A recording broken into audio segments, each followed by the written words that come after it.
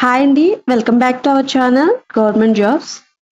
ఆంధ్రప్రదేశ్‌లోని చిత్తూరు డిస్ట్రిక్ట్ నుంచి తిరుపతి మెడికల్ కాలేజీలో 14 రకాల పోస్టులకి నోటిఫికేషన్ అయితే ఇచ్చారు. దానికి సంబంధించిన ప్రొవిజనల్ మెరిట్ లిస్ట్‌ని రిలీజ్ చేశారు. గ్రీవెన్సెస్ ఎట్లా అప్లై చేయాలి, ఆఖరి తేదీ ఏది అనేది మనం ఈ వీడియోలో డిస్కస్ చేద్దాము. ఫస్ట్ క్రోమ్ ఓపెన్ చేసి ఏదైనా బ్రౌజర్ ఓపెన్ చేసి www.tirupati.ap.gov.in అని టైప్ చేయగానే మనకి ఇట్లా తిరుపతి డిస్ట్రిక్ట్ది వెబ్సైట్ అయితే ఓపెన్ అవుతుంది. దీంట్లో మనకి ఓపెన్ అవగానే రిక్రూట్మెంట్ కాలమ్ కనిపిస్తుంది. ఇందులో provisional merit list of various post of combined notification 2024-25 of health institutions అని ఇచ్చారు. ఎస్వి మెడికల్ కాలేజ్ తిరుపతి అనమాట.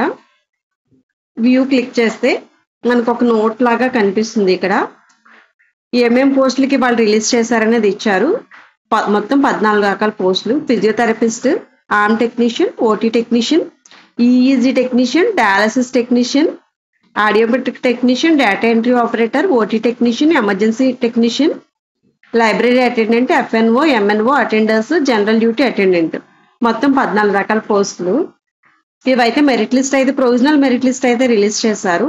దీంట్లో మనం గ్రీవెన్సెస్ ఎట్లా అప్లై చేయాలనేది మనకి క్లియర్గా ఎక్స్ప్లెయిన్ చేస్తాను. ఇందులో 7వ తారీఖు మే నెల 7వ తారీఖు 5 గంటల లోపు అయితే సబ్మిట్ చేయాలి. ఈ గ్రీవెన్సెస్ మనం డైరెక్ట్గా వెళ్ళి అప్లై చేస్తే బెటరు. ఎందుకంటే మనకి ఆల్రెడీ అప్లికేషన్స్ ఇచ్చినప్పుడు అక్నాలెడ్జ్మెంట్ ఇస్తారు నెంబరు.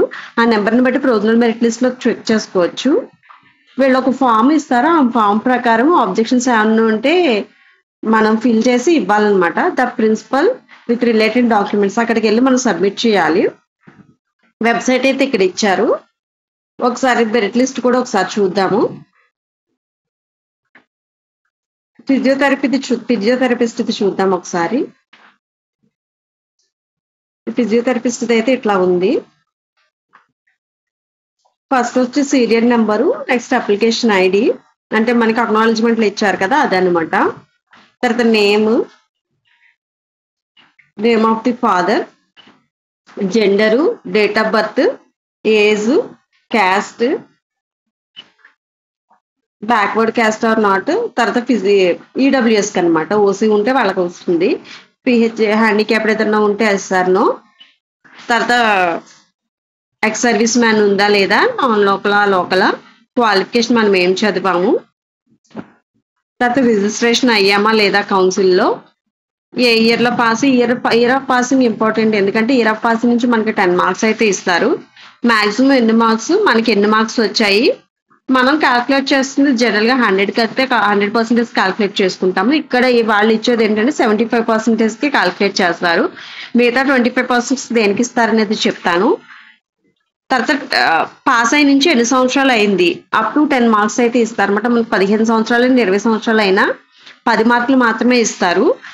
ఇయర్ ఆఫ్ పాస్ నుంచి 10 మార్క్స్. తర్వాత సర్వీస్ గురించి ఇస్తారనమాట. అంటే ప్రీవియస్ ఏదైనా గవర్నమెంట్ సెక్టార్లో కాంట్రాక్ట్ కానీ అవుట్సోర్సింగ్ అని వర్క్ చేస్తే దానికి మార్క్స్ అయితే అలౌట్ చేశారు.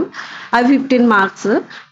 కోవిడ్ టైంలో వర్క్ చేసే వాళ్ళకి ఏంటంటే 6 మంత్స్కి 5 మార్క్స్, 1 ఇయర్కి 10 మార్క్స్, 1.5 ఇయర్కి 15 మార్క్స్ ఇస్తున్నారు. అది ఏరియాతో సంబంధం ఉండదు, మనం వర్క్ చేస్తే చాలు. వాళ్ళు mainly service certificate, appointment order plus మనకి బ్యాంక్ స్టేట్మెంట్లో అమౌంట్ పడుతుంది కదా బ్యాంక్లో వర్క్ చేసినప్పుడు, అదైతే సబ్మిట్ చేయాల్సి వస్తుంది కంపల్సరీగా. నాన్ కోవిడ్లో వర్క్ చేసే వాళ్ళకి ఏంటంటే 6 మంత్స్, అర్బన్ ఏరియాలో 6 మంత్స్ వర్క్ చేస్తే కనుక 1 మార్క్ ఉంటుంది. రూరల్ ఏరియాలో అయితే 2 మార్క్స్ ఉంటుంది. ట్రైబల్ ఏరియాలో అయితే 2.5 మార్క్స్ ఉంటుంది. 6 మంత్స్ కంటే తక్కువ వర్క్ చేస్తే మార్క్స్ అయితే ఏమీ కలవు. నెక్స్ట్ వచ్చి మన academic year 75% plus year of pass నుంచి 10 marks plus service certificate, previous service ఉంటే దానికి 15 మార్క్స్, ఓవరాల్గా 100%. దాన్ని మొత్తం ఇక్కడ వేస్తున్నారు కన్సిడర్ టోటల్ మార్క్స్ అని మనకి ఎన్ని మార్క్స్ వచ్చినాయి అది. ఇక్కడ రిమార్క్స్ అనమాట, ఇది మెయిన్. ఇప్పుడు మనకి ఏదైనా అబ్జెక్షన్స్ ఉన్నాయా లేదనేది మనకి ఇందులో తెలిస్తే, అయినా మనం ఒకసారి నేమ్ మొత్తం చెక్ చేసుకుంటే వాళ్ళు ఏదైనా ఎంటర్ చేసినప్పుడు ఏదైనా మిస్టేక్ ఉన్నా మనం ఒకసారి చెక్ చేసుకోవడానికి ఉంటుంది. ఇది రిమార్క్స్ అనమాట. ఈ ఫస్ట్ పర్సన్ ఈయన ఏం చేశారంటే posting order copy not enclosed, అంటే అపాయింట్మెంట్ ఆర్డర్ ఉంటుంది కదా అది ఎన్క్లోజ్ చేయలేదన్నమాట. వీళ్ళు కూడా posting of not enclosed. Experience certificate పెట్టాలన్నమాట. వీళ్ళు కౌన్సిలింగ్ రిజిస్ట్రేషన్ సర్టిఫికేట్ ఎక్స్పైర్ అయిపోయింది అట్లా అన్నమాట. ఇది మొత్తము మనము 7వ తారీఖు 5 గంటల లోపు అయితే సబ్మిట్ చేయాలి. అట్లాగే రిమైనింగ్ వాళ్ళని కూడా అట్లాగే ఇచ్చారు. మిగతా పోస్టులు కూడా ఉన్నాయి ఇట్లాగే.